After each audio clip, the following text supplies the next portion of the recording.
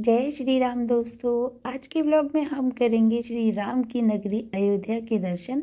और आज के व्लॉग में मैं आपको ये भी बताऊंगी कि अगर आप अयोध्या एक दिन की ट्रिप प्लान कर रहे हैं तो आप कौन कौन से प्रमुख मंदिरों के दर्शन करें, और अगर आप 2 दिन की ट्रिप प्लान कर रहे हैं तो आपको अयोध्या की और कौन कौन सी प्रमुख जगहों पे ज़रूर जाना चाहिए। तो सबसे पहले हमने लिया एक रूम और वहाँ पे हम नहा धो के फ्रेश हुए। उसके बाद हम पहुँचे हनुमानगढ़ी और ये समय हो रहा है लगभग 7:30 से 8 बजे का। प्रसाद और फूल माला लेके हम लग गए दर्शन की लाइन में। और बताया जाता है कि इस मंदिर में 172 सीढ़ियाँ चढ़ने के बाद ही हमें हनुमान जी के दर्शन होते हैं।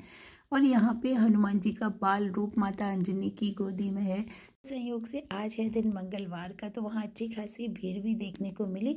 हनुमानगढ़ी में दर्शन करने के बाद हम पहुंचे सीधा राम मंदिर, और वहां पहुंच के हमें पता चला कि अभी मंदिर बंद होने वाला है तो आपको दर्शन नहीं मिलेंगे। तो फिर हम वहां से सीधा पहुंच गए अपने रूम पे, रात में रेस्ट किया और सुबह सुबह फिर हम लोग नहा धो के दर्शन के लिए निकल लिए। आप जब भी अयोध्या की ट्रिप बनाएं तो आप इस चीज़ का विशेष ध्यान रखिएगा कि आपकी ट्रेन या तो यहाँ अर्ली मॉर्निंग आ जाए या फिर आए शाम को, जिससे कि आपको पूरा दिन आराम से यहाँ दर्शनों के लिए मिल सके। लीजिए, बातों बातों में हम पहुँच गए हैं श्री राम जन्मभूमि के प्रांगण में, और श्री राम के जयकारों के साथ यहाँ हर भक्त कर रहा था अपनी एंट्री।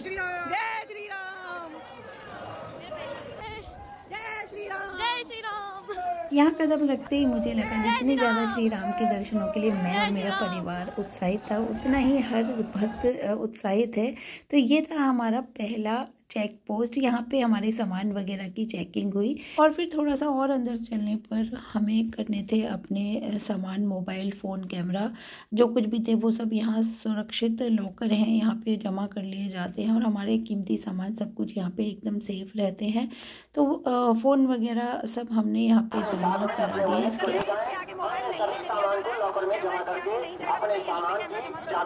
तो हमने दर्शन करके आ चुके हैं मंदिर के, और अंदर कैमरा लगाना अलाउ नहीं था तो मैं नहीं लेकर गई थी। और बहुत ही अच्छे दर्शन हुए, बहुत मतलब रनिंग भीड़ थी, बहुत ज़्यादा भीड़ नहीं थी अंदर।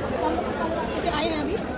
और फिर हम एक बार फिर से हनुमान जी के दर्शन करने के लिए हनुमानगढ़ी पहुंचे। तो यहाँ की भीड़ कुछ इस तरह की थी, तो हमने बाहर से ही हाथ जोड़ लिए। दर्शन हमारे रात में काफ़ी अच्छे हो गए थे, और हम फिर सीधा पहुंचे हैं कनक भवन।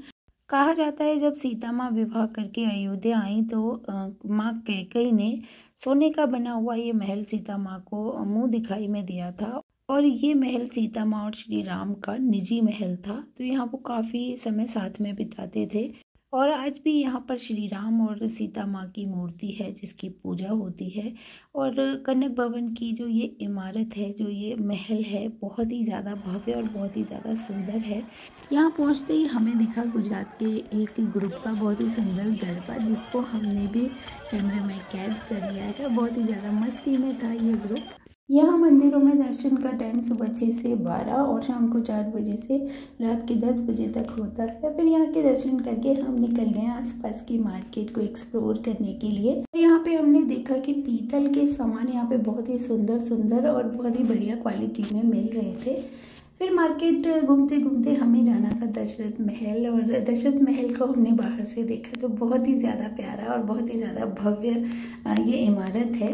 तो उसके बाद जैसे ही हमने अंदर यहाँ पे एंट्री करना भी शुरू ही किया था तो हमने देखा कुछ लोग अंदर से लौट के आ रहे हैं। पूछने पर पता चला तो कहा कि दशरथ महल अब शाम को खुलेगा और अभी के लिए वो बंद हो चुका है।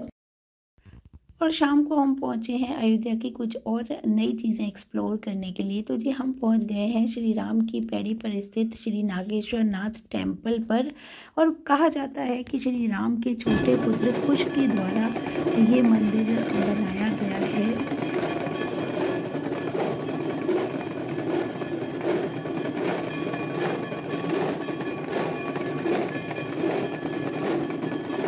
ये भगवान शिव के बहुत ही प्राचीन मंदिरों में से एक है। और सच पूछे ना तो मैंने शिव मंदिर की इतनी भव्य आरती पहली बार देखी है लाइफ में। तो मुझे तो ये आरती मतलब बहुत ही ज़्यादा मैंने एंजॉय किया। आज हमें देखनी तो सरयू जी की आरती थी, पर हम यहाँ पर पहुँच गए घूमते घूमते तो हमने वही आरती देख ली है। और नेक्स्ट डे सबसे पहले फिर हमने दोबारा से मंदिर में दर्शन किए। दर्शन करने के बाद अब हम सीधा पहुँच गए हैं सरयू घाट पर। तो यहाँ पे भीड़ भाड़ दिन के समय बहुत ज़्यादा नहीं थी, थोड़ी थोड़ी संख्या में यहाँ पे लोग आ रहे थे और जा रहे थे। और यहाँ पे ना बोटिंग के लिए प्रमुख जगह है ये सरयू नदी में। तो यहाँ पे बोटिंग के लिए ही लोग आते हैं और ज़्यादातर ना यहाँ पे शाम के टाइम ही भीड़ होती है। तो हम यहाँ पे दिन के समय ही आ गए थे और आज का हमारा मेन मोटिव था सरयू की आरती देखना। और उसके लिए यहाँ पे हमने दिन के समय से ही डेरा डाल दिया था कि आज तो चाहे कुछ भी हो जाए आरती देखनी ही देखनी है। लेकिन देखते ही देखते ना दोपहर के समय से ही यहाँ पे लोगों ने आना शुरू कर दिया था और शाम होते होते तो यहाँ इतनी ज़्यादा भीड़ हो गई थी कि पैर रखने को भी जगह नहीं थी। और यहाँ पास ही में है ये लता मंगेशकर चौक पे स्थित बहुत ही सुंदर बहुत ही खूबसूरत सी वीणा, और इसको वीणा चौक भी कहा जाता है। और ये बिल्कुल रामपथ के सामने है। और ये सारी चीज़ें सरयू जी का कच्चा घाट, श्री राम की पैड़ी, लता मंगेशकर चौक और रामपथ, ये सब कुछ एकदम आसपास ही है। और वीणा चौक को देखने का जो समय है ना वो शाम के टाइम ही रौनक होती है, बहुत ज़्यादा रौनक होती है इस समय यहाँ पे। फिर हम पहुँचे सरयू जी की आरती देखने के लिए।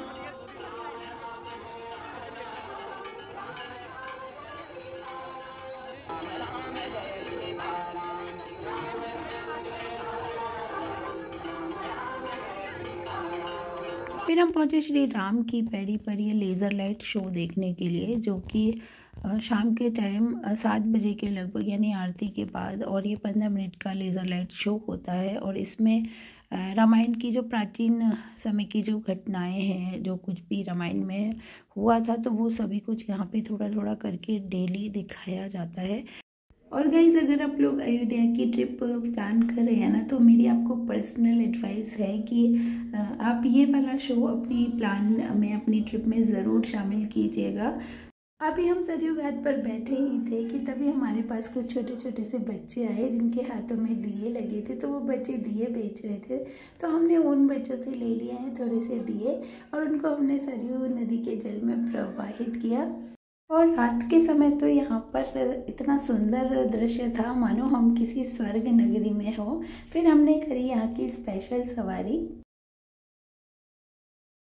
और नेक्स्ट डे हमारी ट्रिप का अयोध्या में था लास्ट डे। तो हम सब ने डिसाइड किया कि क्यों ना भागते दौड़ते एक बार और रामलला के दर्शन कर लिए जाएं। तो यही सोच के हम सब जल्दी जल्दी तैयार हुए और बैठ गए हैं एक ऑटो में। ऑटो करके सीधा पहुंचे हैं श्री राम मंदिर। बहुत ही ज़्यादा भव्य बना हुआ है और ये जो मंदिर प्रांगण है ना, कई किलोमीटरों में फैला हुआ है। तो हमने भी भागते दौड़ते जल्दी जल्दी किए दर्शन करने के बाद हम आ गए हैं सुग्रीव मंदिर में, जो कि लौटते टाइम ही मार्ग में पड़ता है, मंदिर प्रांगण में ही है ये भी। इस मंदिर की सबसे अद्भुत बात यह है कि यहाँ भगवान श्री राम, पत्नी जानकी, पिता दशरथ और तीनों माताओं और चारों भाइयों के साथ यहाँ पे विराजमान है। अभी इस मंदिर से हम दर्शन करके निकले भी नहीं थे, तभी हमारे पास मैसेज आ गया कि हमारी ट्रेन अब 3 से 4 घंटे लेट हो गई है। तो फिर हमने डिसाइड किया कि क्यों ना ट्रेन लेट होने का कुछ फ़ायदा उठाया जाए और अयोध्या की कुछ और अच्छी अच्छी चीज़ें एक्सप्लोर की जाएं। फिर हम पहुंच गए हैं एक ऐसी जगह जो कि आपको और वीडियोस में देखने को नहीं मिलेगा। तो जी हाँ, हम पहुंच गए हैं श्री राम जन्मभूमि की जब प्राण प्रतिष्ठा हुई थी सन 2024 में। तो उस समय नेपाल से और कई देशों से हमारे श्री राम मंदिर के लिए, अयोध्या के लिए कई सारे तोहफे आए थे। तो ये है एक गदा जो कि बहुत ही ज़्यादा विशाल है। आप फोटो में देख ही पा रहे हैं, वीडियो में एक बार में वो नहीं दिखाई दे रही और मुझे घूम घूम के सारा तरफ मतलब घुमाना पड़ रहा है कैमरा, तब जाके मैं वो स्क्रीन में ले पा रही हूँ। तो ये एक विशाल गदा है और ये है त्रिशूल शिव जी का, तो जो कि बहुत ही ज़्यादा विशाल है अपने आप में। और ये वीडियो में मैं एक बार में ले भी नहीं पा रही हूँ। ये है धनुष और बाण, तो ये भी काफ़ी विशाल हैं, बहुत ही ज़्यादा बड़े बड़े हैं और काफ़ी एरिया में रखे हुए हैं। ये सारी चीज़ें ना आपको कुछ ही समय में ना मंदिर प्रांगण में ही देखने को मिल जाएंगी, कुछ सालों में, अगले में। लेकिन मैं आपको अभी अपनी वीडियो के माध्यम से दिखा देती हूँ। अब मैं आपको दिखाती हूँ कुछ ऐसी बड़ी बड़ी शिलाएं जो कि नेपाल से आई हैं और कुछ अपने ही देश की दूर दूर की जगहों से आई हुई हैं, जैसे कर्नाटक वगैरह से आई हैं। ये शिलाएं हैं जो कर्नाटक से आई हैं और ये काफ़ी सारे शिवलिंग हैं छोटे छोटे, जो कि देश के अलग अलग जगहों से आए हैं। और ये बहुत बड़ा सा शिवलिंग है जो कि बहुत ही ज़्यादा खूबसूरत है, और ये आया है ओंकारेश्वर से। और इस शिवलिंग की पूजा आज भी यहाँ लगातार, इन सभी शिवलिंग की जो पूजा है वो आज भी यहाँ पे लगातार होती है। और ये बड़ी बड़ी शिलाएं हैं, इनमें कुछ शिलाएं आई हैं राजस्थान से, और ये 2 बड़ी बड़ी शिलाएं आई हैं नेपाल से, जो कि सीता जी का मायका है। और ये सारी चीज़ें आपको अगले कुछ सालों में श्री राम मंदिर में देखने को मिल जाएंगी। फिर हम पहुँचे वाल्मीकि मंदिर देखने के लिए, और जैसे ही मैंने इस मंदिर में प्रवेश किया तो पहले लगा कि ये एक ऐसे ही आम मंदिर होगा, लेकिन जैसे ही हमने इसमें प्रवेश किया तो यहाँ की दीवारों पे जैसे ही नज़र पड़ी तो मैं तो देखती ही रह गई। और इस मंदिर की दीवारों पे हमारी श्री रामचरितमानस संस्कृत में बहुत ही सुंदर तरीके से अंकित है। और वैसे संस्कृत में मेरा हाथ थोड़ा सा तंग है, लेकिन हम सब में से ज़्यादातर लोगों ने रामायण हिंदी में कई बार पढ़ी हुई है, तो इस मंदिर की दीवारों की जो खूबसूरती है उसे मैं बहुत अच्छे से महसूस कर पा रही थी। मैं मंदिर की दीवारों को देख ही रही थी घूम घूम कर, तभी यहाँ के पुजारी ने मुझे बुलवाया और फिर हमसे थोड़ी सी बातचीत करी और हमें पीने के लिए यहाँ का जल भी दिया, और उन्होंने इस मंदिर के बारे में हमें काफ़ी जानकारी दी।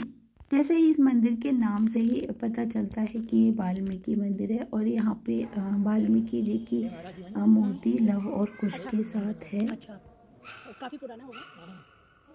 अच्छा, लव कुश है। अच्छा, जो वन में जब रहे हैं, जब इनको सीख दी, उनके आश्रम में इनका जन्म हुआ। हाँ हाँ, वो मुझे पता है, जब सीता को निकाल दिया गया था।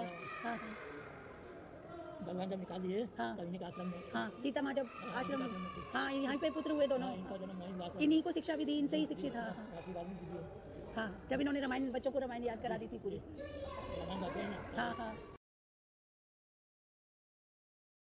और बस इसी के साथ हम करेंगे आज की वीडियो का एंड। तो फ्रेंड्स, अगर आप देखिए 1 दिन की ट्रिप बना रहे हैं तो उसमें आप सरयू घाट, हनुमानगढ़ी और श्री राम जन्मभूमि के दर्शन आराम से कर सकते हैं। और अगर आप 2 दिन की ट्रिप बना रहे हैं तो उसमें आप वीडियो में दिखाई गई सभी चीज़ों को बहुत ही आराम से देख सकते हैं। तो फ्रेंड्स, आज की वीडियो का यहीं पे एंड कर देते हैं। अगर आपको वीडियो पसंद आया हो, थोड़ा सा भी यूज़फुल लगे, तो मेरी वीडियो को लाइक और चैनल को सब्सक्राइब कर लीजिएगा। अगली वीडियो में फिर मिलते हैं, तब तक के लिए टाटा बाय बाय।